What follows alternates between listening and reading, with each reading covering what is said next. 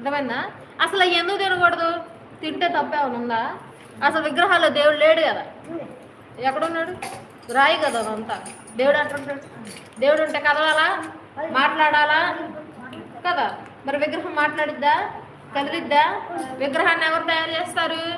మనమే తయారు చేసుకుంటాం. మనం తయారు చేసి మనమే మొక్కుకుంటామా? ఇప్పుడు నేను ఈ స్టాండ్ ఎవరు తయారు చేశారో ఒక మనిషి తయారు చేశాడు, నేను మొక్కుతాను ఈ స్టాండ్కి. ఇప్పుడు ఈ కర్ర వేరే వాళ్ళు తయారు చేసి మొక్కుతానా? మరి విగ్రహాలకు పెట్టింది ఎందుకు తినకూడదు? ఎగ్జాంపుల్గా చెప్తా. ఇప్పుడు మీకు బాగా ఎగ్జాంపుల్ చెప్పాలి అని అంటే, విగ్రహములు అన్నీ వట్టివి అని అన్నాడు దేవుడు. వట్టివి అంటే ఏమీ లేదు అన్నారు. మరి ఏమీ లేని దానికి పెట్టింది మనం తింటే ఏమైద్ది?